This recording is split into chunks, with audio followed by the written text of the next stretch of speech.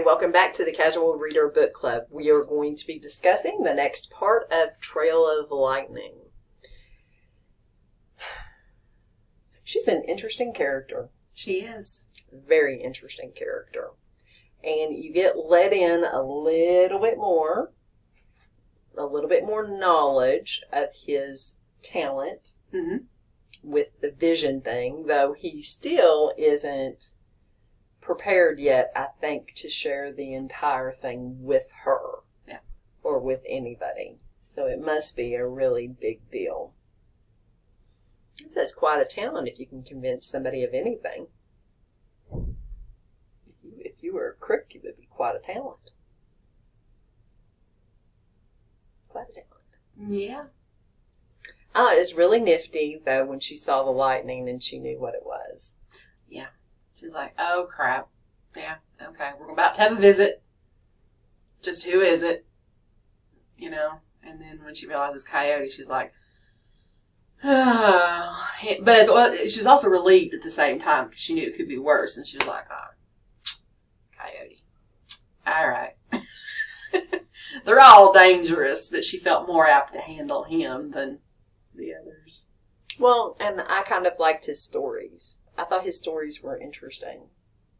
Oh, he's a very interesting character. Very, very interesting character. I liked that. I thought it was hilarious, though, that she was making food for them, thinking, oh, I can't believe I'm doing this. Yep. Really can't believe I'm doing this. Hold on a minute. After that interruption of the ringing telephone, we're going to get back to it. So what did you think about this section of the book? I particularly liked the section with Coyote. He was a very charismatic, interesting. You didn't know what he was going to say, what he was going to do, what is he up to, you know, and he's like, oh, you want to do this favor for me? Plus, he just loved, I think I really liked it because he loved pushing her buttons, which, you know, in real life is not the kind of person I normally like too much, and I don't think she cared for it either. But it allowed us to get to know her better. You know, because he's willing to spill about stuff that she's going to keep very close to the chest. So I found that very interesting and very amusing. But yeah, in real life, that I would be like wanting to shoot him. That's what I kept thinking is, man alive, you're supposed to be her friend. Friends wouldn't do that to somebody. Not like that. Not like that. No, he's just really... and of course, you know, you're getting to know him as well. And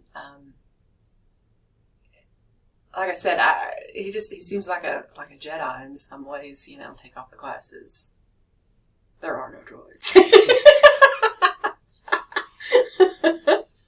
Yeah, but you know, he's such a contrast to her because even without that power, he is such a charmer, he's a charismatic person.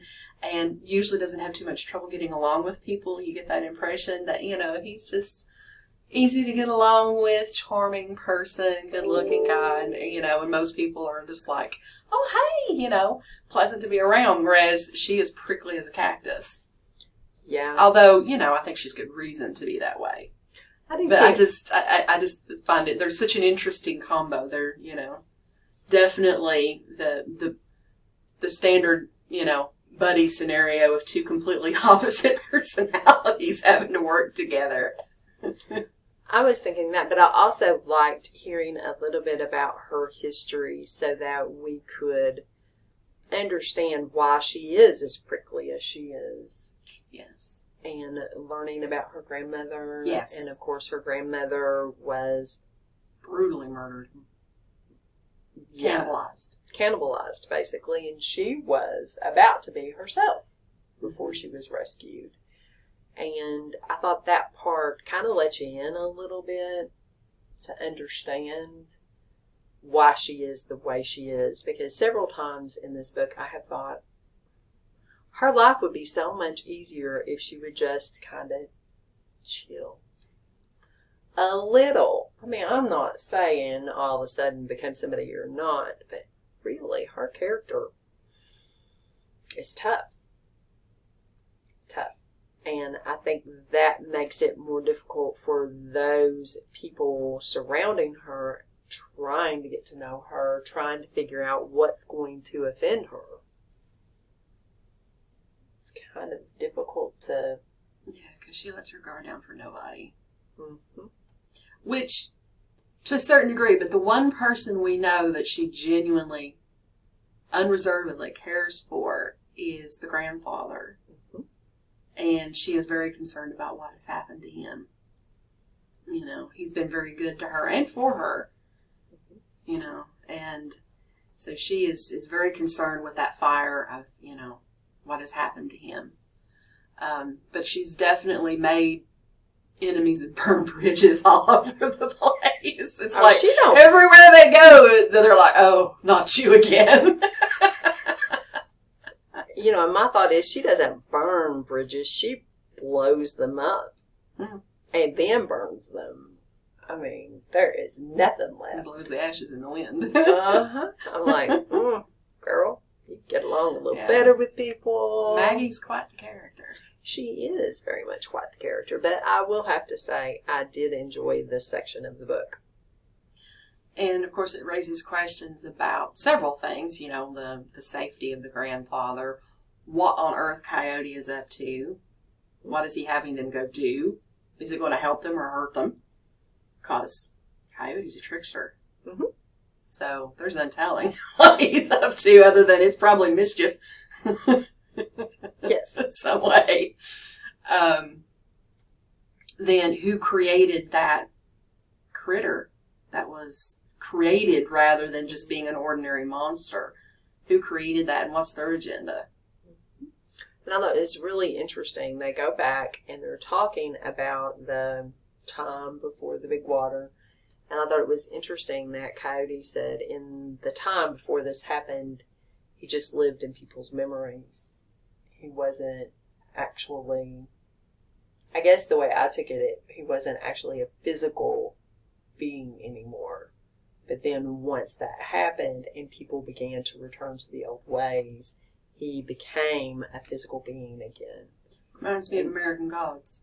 Mm-hmm. And the other part, too, that I thought was interesting in his telling of the tales, you are beginning to understand this particular tribe's view on creation and how mountains were created and things like that that are thrown in for details that I really enjoyed. Mm-hmm. It was interesting. Yeah. You know, I like the fact that this is, you know, as the term they like to use today is, you know, own voices, author, you know, Rebecca Roanhorse. And we have this Native American main character dealing with Native American culture in such an interesting way. And lets us know about the DNA culture here and, you know, what their lives are like now, what they were like in the past, their culture. You know, it's very, very rich world building. But world building using a lot of real material. And I found that very compelling. And hopefully you see what I mean by it's not actually an urban fantasy, but it's got the feel. I don't know why, but it's got a feel of urban fantasy, and I can't really pin down why that's so. Maybe it's because it's, you know, people dealing with the supernatural, but riding around in trucks, and there's guns and stuff as well as magic. So maybe that's why it feels like an urban fantasy, you know. But, you know, technically it's not urban fantasy because they don't have cities. Not anymore. That's why when everybody kept describing it in the reviews I was looking at as urban fantasy, and I started reading, I'm like, people, do you understand the word urban? There would need to be a city. But I get but at the same time, I got what they were talking about. There's a feel of urban fantasy, but it's actually post-apocalyptic. Yes. And we still really haven't learned too much about what actually caused the problem.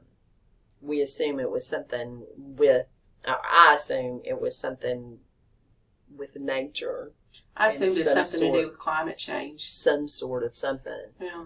for that much of that big water to come up. Well, and I mean, it's not too far-fetched considering that I just saw it last week. Venice was like 2/3 underwater.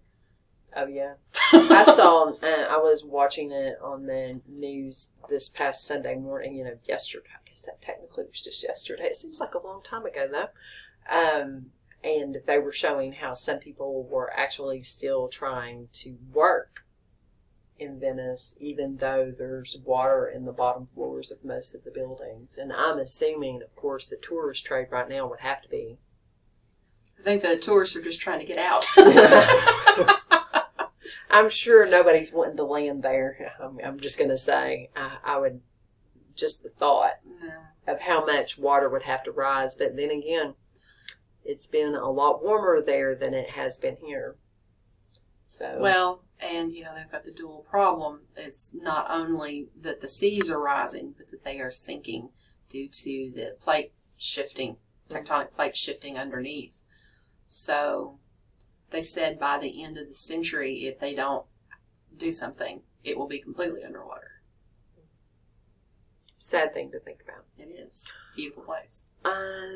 So next week, people need to read the next 9 chapters. Mm-hmm. And we will get back together and discuss the next part of Trail of Lightning.